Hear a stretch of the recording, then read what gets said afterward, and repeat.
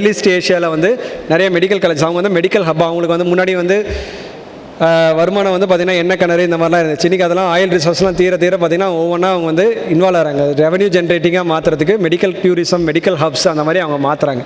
அதாவது அவங்க நாட்டிலேருந்து வெளிநாடுகளுக்கு வைத்தியம் போனது மாதிரி அவங்க நாட்டில் வந்து தகுதி வாய்ந்த டாக்டர்ஸையும் தகுதி வாய்ந்த இன்வெஸ்டர்ஸையும் கூப்பிட்டு இன்வெஸ்ட் பண்ண வச்சு மெடிக்கல் டூரிசம், அதாவது என்ன, வெளிநாட்டுகளிலிருந்து இந்த நாட்டுக்கு வந்து வைத்தியம் பார்த்துட்டு போகிறது. அவங்களுக்கு வந்து மெடிக்கல் வீசா கொடுத்து வைத்தியம் பார்த்துட்டு போகிறது. ஸோ அதுக்கு வந்து பார்த்திங்கன்னா அவங்க இன்ஸ்டிடியூஷன்ஸ் டெவலப் பண்ணுறதுனால கோர்சஸும் அவங்க கொடுக்குறாங்க. பெங்களாதேஷ் வந்து மோஸ்ட் ப்ரிஃபர்டு. ஏன்னா கிட்டத்தட்ட நம்மளோட சிலபஸும் அவங்களோட சிலபஸ்லாம் ஒரே மாதிரி இருக்குது. நம்மளோட ப்ராப்ளமும் அவங்களோட ப்ராப்ளமும் ஒரே மாதிரியே இருக்குது. அடுத்தது நேபாள்லேயும் வந்து பார்த்தீங்கன்னா இங்கே கொஞ்சம் ஃபீஸ் ஸ்ட்ரக்சர் அதிகம். பட் ஆனால் இங்கேயும் சிமிலர் சிலபஸ். இங்கே இதுக்கும் நீட் வந்து மேண்டேட்ரி. ஸோ மற்ற கண்ட்ரிஸ் இதெல்லாமே ஒரு 10-15 கண்ட்ரிஸ் மேலே கொடுக்குறாங்க.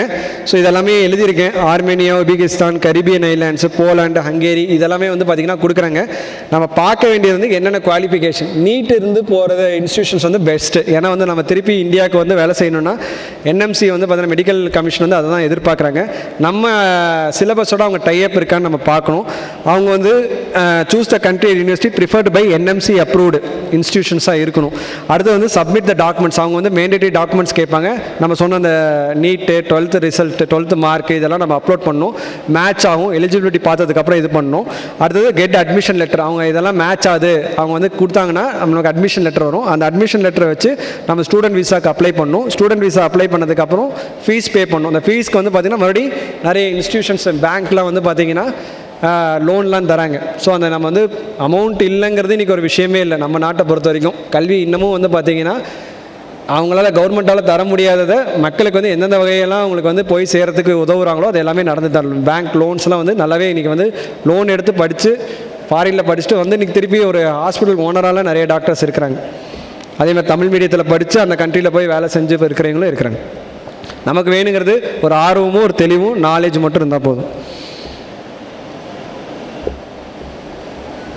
இப்போ ஃபைனலாக நீட், எல்லாருமே நீட்டுக்கு வந்து பயந்துட்டுருக்கோம். நீட் ஸ்டெப்பு தான் வந்து இன்றைக்கி அப்ளை பண்ணுறதே ஒரு கடுமையாக இருக்காங்க. ஒன்றில் ஒரு 6 ஸ்டெப் தான். இந்த அஃபிஷியல் வெப்சைட் வந்து சொல்கிறேன். அந்த வெப்சைட்டில் போனீங்கன்னாவே எல்லா லாங்குவேஜ்லேயும் ப்ரௌசர்ஸ் இருக்குது, டாக்குமெண்ட்ஸ் இருக்குது. அதை நம்ம வந்து டவுன்லோட் பண்ணிவிட்டு அதை வாசிச்சுக்கிட்டே இருக்கணும். அடிக்கடி அந்த வெப்சைட் பார்த்துக்கிட்டே இருக்கணும். ஆன்லைனில் நம்மளோட நேமு, அப்பா பேர், நம்மளோட இதெல்லாம் கேட்டிருப்பாங்க, கம்யூனிட்டி இதெல்லாம் கேட்டிருப்பாங்க. அதை போட்டு ரெஜிஸ்டர் பண்ணிக்கணும். அப்புறம் அப்ளிகேஷன் ஃபார்ம் வந்து கவனமாக நம்ம அதிலே செல்ஃப் எக்ஸ்பிளனேட்டரியாக தான் இருக்கும். நம்ம வந்து ஒரு வாட்டி 2 வாட்டி கவனமாக படித்து பார்த்து டவுன்லோட் பண்ணி எழுதி பார்த்து அது அப்ளிகேஷனை கரெக்டாக ஃபில் பண்ணணும். அப்ளிகேஷன் ஃபீஸ் வந்து பே பண்ணணும். பே பண்ணதுக்கப்புறம் ஃபார்ம் சப்மிட் பண்ணோன்னே நம்ம வந்து ஒரு கன்ஃபர்மேஷன் பேஜ் வரும். அந்த கன்ஃபர்மேஷன் பேஜை வந்து டவுன்லோட் பண்ணி வச்சுக்கணும். ஃபியூச்சர் ரெஃபரன்சஸ்க்காக நம்ம வந்து டவுன்லோட் பண்ணி வச்சுக்கணும். இதில் நம்ம முக்கியமாக பார்க்க வேண்டியது வந்து என்னென்னா, அந்த எக்ஸாம் சென்டர் வந்து 4 சென்டர் சாய்ஸ் கேட்பாங்க. இதை நம்ம கொஞ்சம் கவனம் செலுத்தி நம்ம பண்ணணும். அந்த கொடுத்த ப்ரிஃபரன்சஸில் தான் அவங்க வந்து கொடுப்பாங்க. ஸோ நம்ம தப்பான ப்ரிஃபரன்ஸ் கொடுத்தோம்னா எக்ஸாம் போகிறதே கொஞ்சம் பிரச்சனையாகும். அடுத்தது நீட்டில் வந்து நம்ம பெரும்பாலும் வந்து பார்த்திங்கன்னா ஸ்டேட் கோட்டாவில் தான் எடுக்கிறோம். நம்ம இருக்க ஆல் இண்டியா கோட்டாவில் வந்து பெரும்பாலும் அதர் மாநிலத்தில் இருக்கிற பீப்புள் தான் வந்து எடுக்கிறாங்க. அதுக்கு காரணம் வந்து பார்த்திங்கன்னா நீட் மேலே இருக்கிற ஒரு பயமே கூட நம்ம சொல்லலாம். நமக்கு வந்து எல்லா திறமைகளும் இருக்குது. இருந்தாலும் அது வந்து ஒரு அநீதி நம்ம நினச்சாலும் அதோட வேலை வந்து அதுக்கான இவங்கக்கிட்ட ஒப்படைச்சிடணும். அரசியல்வாதிகளோ இல்லை தொண்டு நிறுவனங்கள்கிட்ட ஒப்படைச்சிட்டு நாம் பண்ண வேண்டியதெல்லாம் உட்காந்து படிக்க வேண்டியது தான். நம்ம வந்து 2 லட்சம் பேர் எழுதுறாங்க, 3 லட்சம் பேர் படிக்கிறாங்கிறதுக்கெல்லாம் மாறாது. நம்ம படிக்க வேண்டிய புக்கு, படிக்க வேண்டிய விஷயங்களை வந்து நம்ம தெளிவாக படித்தோம்னா எந்த மாதிரி கொஸ்டின் கேட்டாலும் நம்ம எழுத போகிறோம். அவ்வளோதான், அடிப்படை தான். ஸோ அதனால் அந்த பயத்தை போக்கிடணும். ஆல் இண்டியா கோட்டாவில் நம்ம எவ்வளோக்கு எவ்வளோ எடுக்கிறோமோ அவ்வளோக்கு எவ்வளோ வந்து நம்மளோட இது நல்லது. இல்லைனா வந்து பார்த்தீங்கன்னா நம்மளோட வளர்த்த மெடிக்கல் காலேஜஸை வெளி மாநிலங்கள் வந்து 15% வந்து அவங்க தான் ஃபில் பண்ணுறாங்க. நாம் அவ்வளோவா ஃபில் பண்ணுறதில்ல. நாம் போய் மற்ற மாநிலத்தில் நம்ம எடுக்கிறதில்ல. ஏதோ ஒரு பயத்தினாலேயோ இல்லை மொழி பிரச்சனைனாலேயோ நம்ம போய் மற்ற மாநிலத்தில் இருக்கிற பேசி நம்ம வந்து சிஜிஎஸ்டி கட்டுறோம், ஜிஎஸ்டி கட்டுறோம், ஆனால் நம்ம பயன்படுத்திக்கல.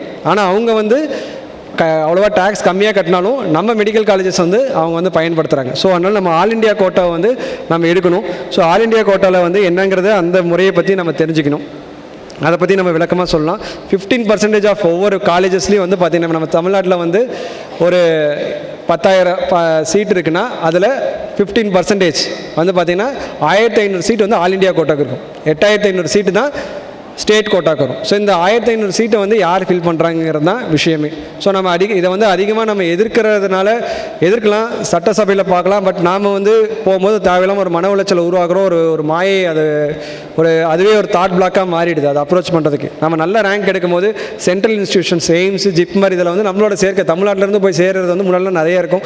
இப்போ அது கொஞ்சம் கொஞ்சமாக குறைஞ்சிட்டே இருக்குது. கொஞ்சம் கொஞ்சமாக குறையும் போது இந்த மைனாரிட்டி ஆகும்போது அவங்களுக்கான சில சிக்கல்களும் அதிகமாக இருக்குது. ஸோ இதெல்லாம் நம்ம வந்து கவனமாக பார்த்து ஆல் இண்டியா கோட்டாவில் நல்ல மார்க் எடுத்து நல்ல ரேங்க் எடுக்கிறதுக்கு நம்ம வந்து நம்மளால் முடியாமல் இல்லை, அதுக்கான முயற்சியில் நம்ம வந்து ஈடுபடணும். ஸோ நம்ம சாய்ஸ் வந்து கரெக்டாக பண்ணணும். ஸோ இப்போ நம்ம வந்து ஒரு நல்ல காலேஜை வந்து சூஸ் பண்ணுறதுக்கு என்னென்ன க்ரைட்டீரியா நம்ம பார்க்குறோம். ஃபஸ்ட்டு வந்து அக்ரிடேஷன். ஸோ அவங்களாம் ரெகக்னேஷன் இருக்கா. ஸோ இப்போ வந்து என்எம்சி, எம்சிஐ இது வந்து ரெகக்னைஸ்டு காலேஜஸாக இருந்துச்சுன்னா தான் சேரணும். அதே மாதிரி யூனிவர்சிட்டி அஃபிலியேஷன், ஏதோ ஒரு யூனிவர்சிட்டி, அண்ணா யூனிவர்சிட்டி இல்லை எம்ஜிஆர் யூனிவர்சிட்டி, இந்த மாதிரி ஏதோ ஒரு யூனிவர்சிட்டியோட அவங்க வந்து அஃபிலியேட் ஆகிருக்கணும். அந்த காலேஜஸில் தான் நம்ம அஃபிலியேஷன் நம்ம 2 பார்க்கணும். மெயினாக பார்க்க வேண்டியது இதுதான். அடுத்தது வந்து ranking and reputation. National institution ranking framework வந்து அவங்க வந்து ஒரு க்ரைட்டீரியாஸ் வச்சுருக்காங்க. என்ன மாதிரி ஃபேக்கல்ட்டி இருக்காங்க, அந்த என்ன மாதிரி ரிசர்ச் டெவலப்மெண்ட் நடக்குது, என்ன மாதிரி இன்ஃப்ராஸ்ட்ரக்சர் இருக்குது, என்னென்ன சர்வீசஸ் கொடுக்குறாங்க, பேஷண்ட் லோடு எவ்வளோ இருக்குது அப்படிங்கிற பொறுத்து ஒவ்வொரு காலேஜுக்கும் ஒரு தரவரிசை கொடுக்குறான், நேஷனல் ரேங்கிங் தரவரிசை கொடுக்குறான். ஸோ நீங்கள் நல்ல மார்க் எடுத்திருந்தீங்கன்னா நல்ல காலேஜஸ்க்கு நம்ம ப்ரிஃபர் பண்ணணும். ஸோ அந்த தரவரிசைக்கு அடிப்படையில் நம்ம ப்ரிஃபரன்சஸ் வந்து கொடுக்கணும். அடுத்தது அலுமினி நெட்வொர்க். இன்றைக்கி வந்து பார்த்திங்கன்னா ஒவ்வொரு காலேஜஸ்லேயும் ஒரு தலைமுறை வந்து படிச்சுட்டு வந்து ரிட்டையர் ஆகி நல்ல ஒரு நிலைமையில் இருக்கிறவர்கள் இருக்கிறாங்க. ஸோ அந்த அலுமினி அசோசியேஷன், இப்போ ஸ்டான்லி மெடிக்கல் காலேஜ்னு பார்த்தீங்கன்னா உலகத்தில் எல்லா இடத்துலையுமே அலுமினி அசோசியேஷன் இருக்குது. ஐஐடினா அது ஒரு அலுமினி அசோசியேஷன் இருக்குது. நான் எங்கே போய் பார்த்தாலும் அங்கே ஒரு ஸ்டான்லி டாக்டர் அப்படின்னு சொல்லும் போது அவங்களோட வரவேற்பு. எம்எம்சினா எம்எம்சிக்கு ஒரு அசோசியேஷன், அலுமினி அசோசியேஷன் எவ்வளோ நல்லா ஸ்ட்ராங்காக இருக்கோ அந்த காலேஜஸ் வந்து அவங்களோட படித்து போனீங்க, வெளியில் போனவங்க என்ன மாதிரியான வேலை வாய்ப்பில் இருக்காங்க, என்ன மாதிரியான நிலையில் இருக்காங்க, அந்த கல்வி அவங்களுக்கு எவ்வளோலாம் பயன்படுத்திருக்கு, இந்த மாதிரி அலுமினியஸோட நம்ம கான்டாக்ட் பண்ணணும். பார்த்ததுக்கப்புறம் முடிவெடுக்கணும். அப்புறம் இன்ஃப்ராஸ்ட்ரக்சர் அண்ட் ஃபெசிலிட்டி. ஸோ அவங்களுக்கு வந்து நம்ம படிக்க வேண்டிய கல்வியை கொடுக்குற அளவுக்கு வெல் எக்யூப்மெண்ட்ஸ் இருக்கா, இதெல்லாமே தரவரிசையிலேயே அவங்க பார்த்து இருந்தால் தான் அவங்க கொடுக்குறாங்க. இருந்தாலும் நம்ம ஒரு வாட்டி பார்த்துக்கணும். சம்டைம்ஸ் வந்து கணக்கு காமிச்சிட்டு வேலை செய்யாத மிஷின்ஸ்லாம் வச்சுருப்போம். ஸோ அந்த எக்யூப்மெண்ட்ஸ்லாம் இருக்கான்னு பார்க்கணும். ஹை பேஷண்ட் லோடு இருக்கான். நம்ம என்ன தான் பண்ணாலும் டாக்டராக போகிற வரைக்கும் பேஷண்ட் லோடு நல்லா இருந்தால் தான் அந்த ஹாஸ்பிட்டல்ஸில் படிக்கும் போது தான் நம்மளோட திறமை. வெறும் மெஷினை வச்சு வெறும் பவர் பாயிண்ட்டை வச்சு பார்த்து ப்ரோஜனம் இல்லை. ப்ராக்டிக்கலாக எந்த நாலேஜும் இல்லாமல் வெறும் தியரிட்டிக்கலாக நாலேஜ் வச்சு ஒன்றுமே பண்ண முடியாது. ஸோ நல்ல பேஷண்ட் ஃப்ளோ இருக்கான்னு பார்க்கணும். லெபார்ட்ரி, கிளாஸ் ரூம்ஸ், ஃபெசிலிட்டிஸ்லாம் இருக்கான்னு பார்க்கணும். அகாமடேஷன், ஹாஸ்டல் அகாமடேஷன் வசதி வாய்ப்புகள்லாம் இருக்கான்னு நம்ம பார்க்கணும். அடுத்தது இது எல்லாமே இருக்குது அப்படிங்கிற பட்சத்தில் வந்து பார்த்திங்கன்னா ஃபேக்கல்ட்டி, அங்கே வேலை செய்கிறவங்களோட ஃபேக்கல்ட்டி என்னென்ன எக்ஸ்பீரியன்ஸ் இருக்காங்க, குவாலிஃபைடான ஃபேக்கல்ட்டிஸ் இருக்காங்களா. இப்போ அவங்க வந்து கொடுத்துருப்பாங்க இத்தனை அசிஸ்டன்ட் ப்ரொஃபஸர் இருக்கணும், இத்தனை ப்ரொஃபஸர் இருக்கணும், இத்தனை அசோசியேட் ப்ரொஃபஸர் இருக்கணும். ஸோ இந்த தகுதியெல்லாம் அவங்க வந்து ஃபுல்ஃபில் பண்ணியிருக்காங்களா, இல்லை ஒரு பேருக்கு வந்து போஸ்ட் வச்சுக்கிட்டு ஆளுங்க இல்லாமல் இருக்கிறாங்களா, இதெல்லாம் பார்க்கணும். Patient load and clinical exposure பார்க்கணும். அடுத்தது லொக்கேஷன். நம்ம எல்லா வசதிகளும் இருக்குது நம்ம வீட்டுக்கு அருகே. இப்போ வந்து பார்த்திங்கன்னா சேலத்திலேயே சில மெடிக்கல் காலேஜெல்லாம் இருக்குது, அதில் வந்து எல்லா வசதிகளும் இருக்குது. இருந்தாலும் மக்கள் வந்து என்ன பண்ணுவாங்க, இங்கேருந்து நான் படிக்க மாட்டேன், நான் வந்து சென்னை தான் போய் படிப்பேன் அப்படின்ட்டு இருப்பாங்க. ஸோ அப்படி இருக்கும்போது வீட்டு பக்கத்துலேயே இருக்க மெடிக்கல் காலேஜில் படிக்கும்போது சில அட்வான்டேஜஸ் இருக்குது. நம்ம நல்லா படிக்கலாம். ஸோ லொக்கேஷன், ஆக்சசிபிலிட்டி, போக்குவரத்து கரெக்டாக இருக்கா. சில கண்ட்ரீஸ்லாம் நம்ம போய் படிக்கும்போது, ரஷ்யா அந்த மாதிரி கண்ட்ரீஸ்லாம் போகும்போது அந்த பனிக்காலத்தை இதெல்லாம் நம்மளால் எதிர்கொள்ள முடியுமா, நமக்கு நோய் எதிர்ப்பு சக்தி இருக்கா, இதெல்லாம் விஷயங்கள்லாம் நம்ம வந்து அங்கே உணவு முறை, நம்ம உணவு செட் ஆகுது. நிறைய பேர் போவாங்க, உணவு சாப்பாடு செட் ஆகலன்னு வந்துடுவாங்க, ஹாஸ்டல் பிடிக்கலன்னு வந்துடுவாங்க. நல்ல மருத்துவ கல்வி இருந்தாலும் நல்ல இன்ஸ்டியூஷன் தேர்ந்தெடுத்தாலும் அங்கே வந்து அவங்களால அகாமடேட் அந்த ஆளுங்களோட அட்ஜஸ்ட் பண்ணி போக முடியாது. ஸோ அதனால் வந்துடும். ஸோ இதெல்லாத்தையும் நம்ம பார்க்கணும். அப்புறம் fees structure and return of investment. நாம் வந்து நிறைய சொத்து இருக்குது. அப்படி இருக்கும்போது நம்ம கவர்மெண்ட் காலேஜஸில் நம்ம படிக்கிறதுல எந்த ஒரு பிரச்சனையும் இல்லை. ப்ரைவேட் காலேஜஸை நம்ம டீம்டு யூனிவர்சிட்டிஸ்லாம் தேர்ந்தெடுக்கும் போது 1 கோடி 2 கோடிலாம் நம்ம செலவு பண்ணி படித்து வரும்போது அதுக்குரிய ரிட்டர்ன் நமக்கு கிடைக்குமா நம்ம யோசிக்கணும். நம்மக்கிட்ட வருமானம் அதிகமாக இருக்குன்னா அதில் போய் சேர்றதுல ஒன்றும் தப்பு இல்லை. ஆனால் சில பேர் வந்து பார்த்திங்கன்னா சொத்தை விற்றுட்டு அதிகமான கடனை வாங்கி படிக்க வச்சுட்டு திருப்பி கட்ட முடியாமல் பிரச்சனையில் மாட்டிக்கிறாங்க. ஸோ அந்த மாதிரி டீம்டு யூனிவர்சிட்டிஸ்லாம் நீங்கள் சூஸ் பண்ணும்போது நம்மளோட பொருளாதார வசதிக்குள்ளே இருக்கா, அந்த பேங்க் லோனை ரீபே பண்ண முடியுமா, இல்லை நம்மளோட இந்த சொத்தை விற்று தான் நம்ம அப்படி போய் திருப்பி அதில் சம்பாதிக்க முடியுமா, இல்லை திருப்பி சம்பாதிக்கிறதுக்காக நாம் ஏதாவது தப்பான வழியில் தள்ளுற மாதிரி போய் லாக் ஆகிக்கூடாது. ஸோ இந்த க்ரைட்டீரியாஸ் மூலமாக நம்ம வந்து பார்க்கணும். அடுத்தது இன்டர்ன்ஷிப் அண்ட் பிஜி ஆப்பர்ச்சுனிட்டிஸ். அங்கே வந்து பார்த்திங்கன்னா வேலை முடிச்சதுக்கப்புறம் இன்டர்ன்ஷிப் வந்து நல்ல குவாலிட்டியாக இருக்கணும். ஸோ அதே மாதிரி இப்போ சென்னையில் சில சிட்டி காலேஜஸில் நம்ம படிக்கும்போது நீட்டுக்கு அதுக்கு பிஜிக்கு அப்புறம் கோச்சிங் சென்டர்ஸ் இந்த மாதிரிலாம் இருக்கும். ஸோ அந்த வசதி வாய்ப்புகள்லாம் இருக்கான்னு நம்ம பார்த்துக்கலாம்.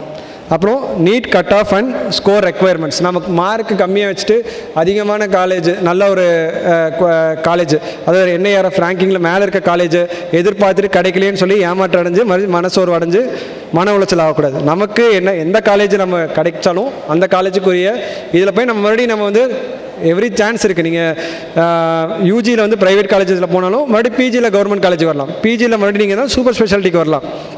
இந்த மாதிரி நமக்கு வாய்ப்புகள் வந்து எல்லா டைம்லையும் எல்லா நேரங்களையும் கிடச்சிக்கிட்டே தான் இருக்கும். So government and private college already சொன்னது தான், பார்த்து தேர்ந்தெடுக்கணும். நீங்கள் கொடுக்குற காலேஜ் வந்து கவர்மெண்ட் காலேஜ் மாதிரியே இருக்கும். ஃபார் எம்ஜிஆர் யூனிவர்சிட்டின்னு இருக்கும், அது ப்ரைவேட் யூனிவர்சிட்டியாக இருக்கும். The doctor Tamil Nadu MGR university government, கிட்டத்தட்ட பேர் ஒரே மாதிரி